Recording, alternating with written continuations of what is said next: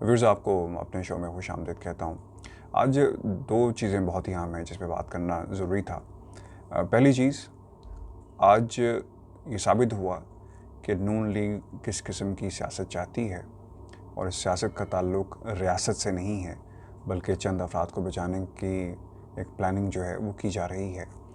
और अब पूरी जमात इस हद तक आगे निकल गई कि अगर पाकिस्तान का नुकसान होता है तो उन्हें यह भी कबूल है और वो किसी भी हद तक जाएंगे जिसमें पाकिस्तान का नुकसान हो, दुश्मन को फ़ायदा हो। अयाज सादिक साहब का एक बयान सामने आया जिसमें उन्होंने कहा कि पसीने आ रहे थे, टांगें कांप रही थी, अगर अभिनंदन को वापस ना किया गया तो इंडिया हमला कर सकता है, ऐसा कहा गया। और फिर इस बयान को भारतीय मीडिया लिफ्ट करता है और फिर अपने मकासद के लिए इस्तेमाल करता है।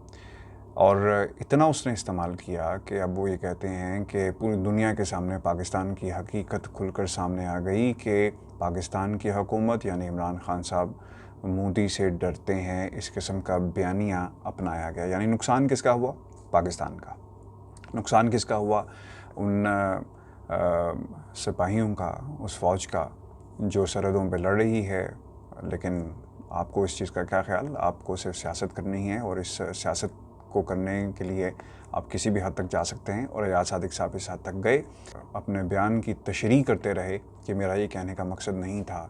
लेकिन हकीकत ये है कि उन्होंने ये बयान दिया जिसमें उन्होंने पाकिस्तान के इदारों को पर और पाकिस्तान की हुकूमत पर जो है वो खुल्लम खुला तनकीद की और एक झूठ का बयानिया जो वतीरा है इस जमात का उन्होंने किया और फ़ायदा भारत ने इसका भरपूर तरीके से उठाया। अगर आप हिंदुस्तान टाइम्स को उठाएं, टाइम्स नाउ को उठाकर देख लें, बाकी जो उनके अखबारात हैं, इंडिया टुडे, सब लिख रहे हैं कि किस तरह अयाज सादिक एक पॉलिटिशियन कि वो क्या कह रहे हैं। उस मीटिंग का हवाला उन्होंने बयान किया और उस मीटिंग के अंदर किस किस्म का बयानिया जो है वो जारी किया गया। तो ये इस्तेमाल किया गया, आपने दुश्मन को अपने जो हाथ से एक बयान, एक हक़ाइक़ जो नहीं है, जो झूठ पर मबनी एक बयानिया है, आपने थमाया और उसको आप वो भरपूर तरीके से इस्तेमाल कर रहे हैं। अयाज सादिक साहब का बयान आया, उस पर उन्होंने कोशिश भी की कि वो बताएं कि इसको सियाक़ो सबाक़ से हटकर जो है वो पेश किया गया। लेकिन फिर क्या हुआ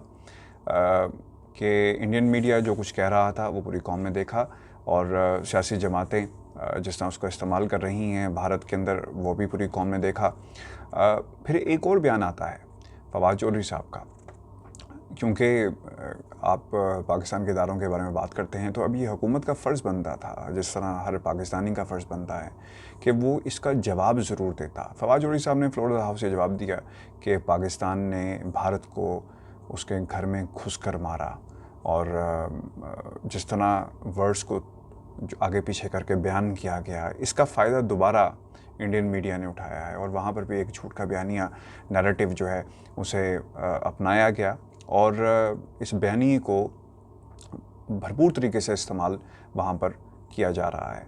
फवाद चौधरी साहब का उसके बाद ऑब्वियसली इसकी एक्सप्लेनेशन भी आई कि मेरे बयान को तोड़ मोड़ कर इस्तेमाल किया जा रहा है। पूरी दुनिया ने व्यूज़ देखा है पुलवामा में क्या हुआ। उस वक्त की जमातें यानी जो बयानात थे उनको हमें याद रखना होगा। कांग्रेस और आम आदमी पार्टी जो है, उन्होंने कहा, कांग्रेस राहुल गांधी साहब कहते थे कि who benefited and what is the outcome of this, और सिक्योरिटी लैप्सेस का उन्होंने जिक्र किया है। तो ये इस पर बात करना मेरे ख़्याल में ज़्यादा ज़रूरी इसलिए भी नहीं है क्योंकि उस वक्त की चीज़ें मौजूद हैं जो वहाँ की जमातें पुलवामा हमले से के बारे में कह रही थी, कौन लोग इन्वॉल्व थे।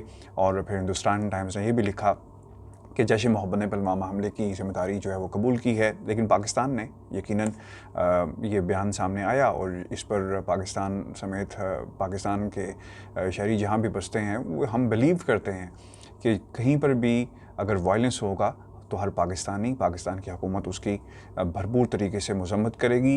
और इसका जो हमला हुआ इसका यकीनन ये एक फैब्रिकेटेड स्टोरी थी जिसका ताना बाना पाकिस्तान की हुकूमत से जोड़ने की कोशिश की गई। व्यूअर्स, दूसरी जो एक अहम चीज़ है और इस बयानी का जो सबसे ज़्यादा इस्तेमाल इस वक्त पाकिस्तान की सियासी जमातें कर रही हैं, अयाज सादिक साहब का ये बयान, यकीनन इस बयान के आने के बाद हर पाकिस्तानी की दिल आज़ारी हुई है, दुख पहुंचा है कि सियासतदान अपने اپنے مفادات کے لیے ریاست کو بھی استعمال کرتے ہیں۔ یہ بیانیہ جس کا آغاز جو ہے نواز شریف صاحب نے کیا، اور اب وہ پوری قوم کے سامنے یہ چیزیں کھل کر آ گئی ہیں کہ اب یہ جماعت، اس کا کم از کم پاکستان کی سیاست میں اب کوئی مقام نہیں ہے۔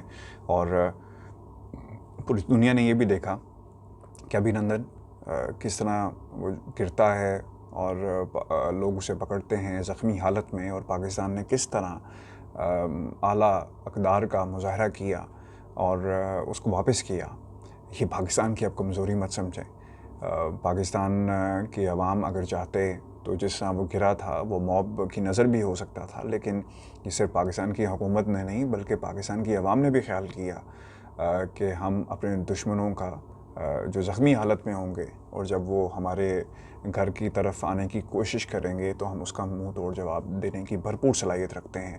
ابھینندن کا جہاز گرا، پوری دنیا نے دیکھا، اس پر کسی قسم کی ایکسپلینیشن کی میں سمجھتا ہوں کسی بھی صحافی کو ضرورت نہیں ہے۔ ہاں، امپورٹنٹ چیز کیا ہے، آج میری کچھ انڈین جرنلسٹ سے بات ہوئی، وہ یہ کہتے ہیں کہ آپ کو دشمن کی کیا ضرورت ہے جب آپ کے اپنے گھر میں سیاستدان موجود ہیں جن کا ایک بیان جو ہے وہ کسی اسٹنگر میزائل سے کم نہیں ہوتا، اور اس کا استعمال کیا جاتا ہے بھارت کے اندر۔ صحافی ایک نیریٹو ڈیولپ کرتے ہیں، اس کے اوپر پروگرام کیے جاتے ہیں، اور پھر اس کو یہ بھی کہا جاتا ہے کہ انٹرنیشنل ہم پلیٹ فارمس پہ اس کو لے کر جائیں گے۔ تو آپ کو دشمن کی کیا ضرورت ہے؟ آپ کے پاس ایک ایسی جماعت موجود ہے جو بھرپور طریقے سے پاکستان کا دفاع نہیں کر رہی بلکہ دفاع کو کمزور کر رہی ہے۔ تو یہاں صادق صاحب کا انہوں نے تاریخ کو مسح کرنے کی کوشش کی ہے۔ ابھینندن کے معاملے پر ISPR کا اس پہ اسٹرانگ موقف بھی سامنے آیا، کیونکہ اس سے پاکستان کی پوزیشن کو کمزور کیا گیا ہے ان سیاستدانوں کے ہاتھوں، چونکہ یہ کوشش میں ہیں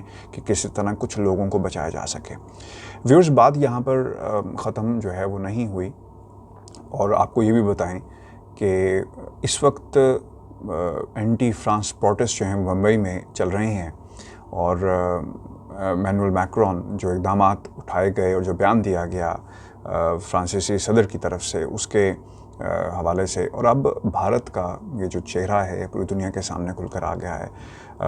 اب وہ یہ کہتے ہیں، وہاں پر جو بحث اس وقت ہو رہی ہے بھارت کے اندر، کہ سب سے پہلے ملک ہوگا، نیشنلزم ہوگا۔ ہم نے جو پچھلا پروگرام کیا تھا اور میں نے بڑی تفصیل کے ساتھ کہا تھا کہ ملکوں کی سرحدیں ہو سکتی ہیں، قوموں کی سرحدیں ہو سکتی ہیں، لیکن ایمان کی کوئی سرحد نہیں ہوتی، چاہے وہ انڈیا کے مسلمان ہوں، ایران کے مسلمان ہوں، سعودی عرب کے مسلمان ہوں، کسی افریقن کنٹری کے مسلمان ہوں، برطانیہ کے مسلمان ہوں، دنیا کے کسی بھی حصے میں اگر کہیں پہ مسلمان موجود ہے، آپ نے ایسے الفاظ کہے جس سے ان کے دل کی آزاری ہوئی، ہمارے دلوں کو دکھ پہنچا ہے، تو ہمارے جہاں پر بھی زور چلے گا، جس حیثیت میں زور چلے گا، جہاں ممکن ہوگا ہم احتجاج کریں گے۔ آج بمبئی کے اندر کوشش کی گئی مسلمانوں کو دبانے کے لیے، اور مودی حکومت کی طرف سے جو نیریٹو ہمیشہ سے سامنے رکھا گیا وہ انہوں نے آج ثابت کیا ہے کہ ہندوستان صرف ہندوؤں کا ہے اور مسلمانوں کا نہیں ہے۔ تقسیم نظر آتی ہے،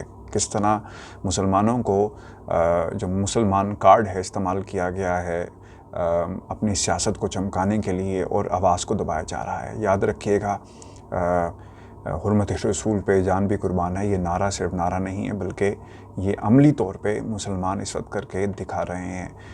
ممبئی پولیس نے آج جو کچھ کیا وہاں پر اس کی جتنی بھی مذمت کی جائے کم ہے۔